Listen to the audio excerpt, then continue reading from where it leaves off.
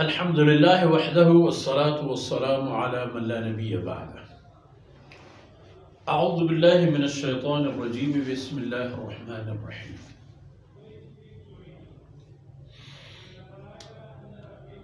تنزيل الكتاب من الله العزيز الحكيم.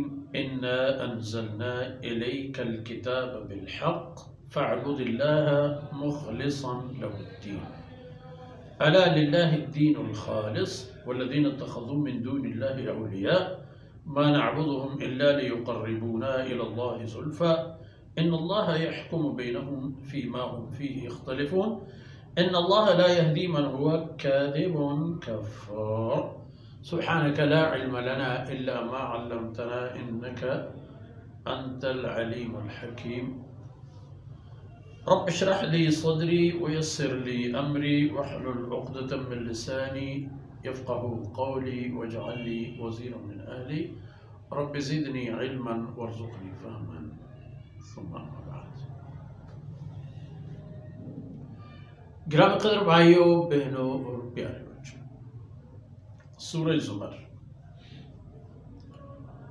فرماتے ہیں تنزیل الکتاب، یہ نازل کردہ کتاب ہے اللہ رب العزت کی.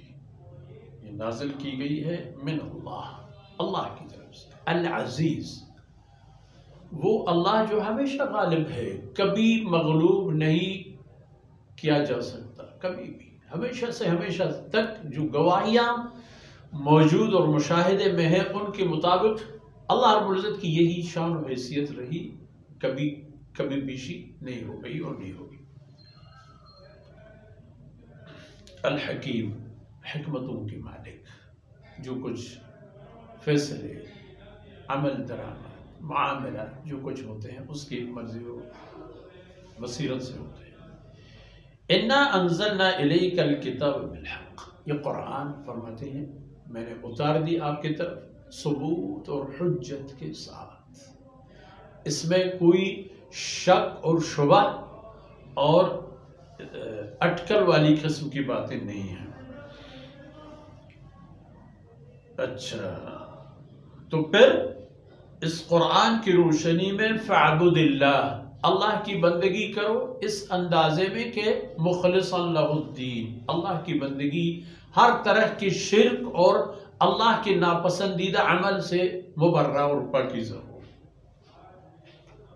مخلصاً لہ الدین، عبادت صرف اللہ کے لیے خاص ہو، بندگی صرف اللہ کے لیے خاص ہو، کسی اور کا اس میں کوئی عمل دخل اور حصہ نہ ہو.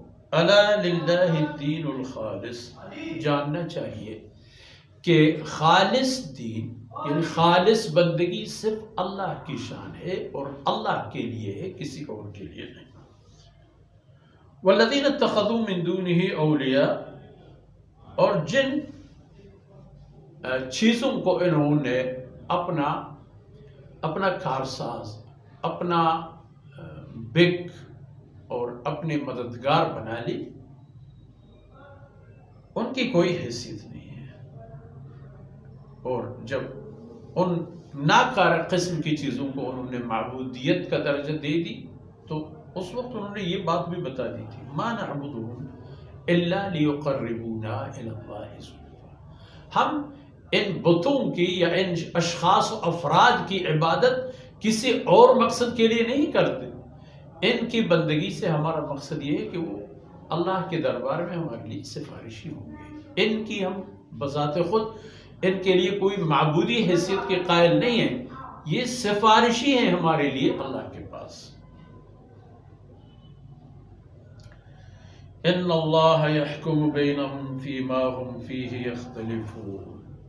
اللہ فرماتے ہیں پھر قیامت کے دن اللہ رب العزت ان کے درمیان فیصلہ فرماتا ہے ان چیزوں کے بارے میں جن کے بارے میں یہ اختلافات کا شکار ہیں. آپ ان سے فرماتے ہیں لا الہ الا اللہ محمد رسول اللہ، ایک اللہ کی کا اقرار اور اس کی عبدیت، اور یہ لوگ اس اللہ کے لیے اور اس کے ساتھ شرکا کے قائل ہیں. تو بات یہاں بگڑ گئی، ان میں اختلافات نے سر اٹھائے.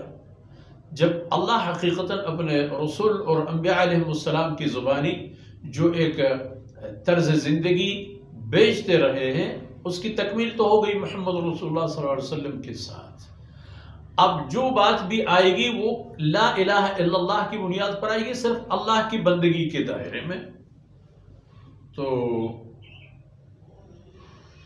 اللہ رب العزت ان کے درمیان قیامت کے دن فیصلہ فرمائیں گے، جنہوں نے اللہ کی بندگی کی تھی بغیر شرک اور کفر کی، اور جنہوں نے شرک والی بقول خود اپنی بندگی کی. تو ان اللہ لا یہدی من هو کاذب کفار، جو آدمی جان بوجھ کر جھوٹ بولنے والا ہو اور کفران نعمت کرے، اللہ رب العزت کی مشیت اور مرضی جو اسلام اور ایمان کی ہے اس کو نظر انداز کر کے کفر کا راستہ اختیار کرے، فرماتے لا یہدی. اسی طرح کے لوگوں کو اللہ رب العزت دوبارہ ہدایت کے راستے پر نہیں لے آتے، ان کو ہدایت نہیں دیتے، ان کو اسی طرح سرگردان رہنے دیتے اور اسی طرح گھومتے گامتے چلتے پھرتے کسی کائی میں گر کر سیدھا جہنمی بن جاتے ہیں. تو اس لیے جاننا چاہیے کہ اللہ رب العزت کی بندگی اصل مقصد ہے زندگی کا، اور اس کے لیے اللہ کی کتاب آئی. اللہ رب العزت نے جناب محمد رسول اللہ صلی اللہ علیہ وسلم کو ختم نبوت کے صدقے آپ کے امت کو بھی اس بات کی تربیت دی اور اس پائبند بنا دی کہ وہ اللہ رب العزت کے وحدانیت والی طرز فکر اور زندگی کے تحفظ بھی کریں گے، دیگر اعمال کے ساتھ ساتھ اس کی تحفظ بھی کریں گے. تو ان معروضات کے ساتھ ہی آج کی باتیں اختتام پذیر ہوتی ہیں. اللہ رب العزت کوتاہیوں سے درگزر فرمائے. وصلی اللہ علی نبینا محمد وعلی آلہ وصحبہ.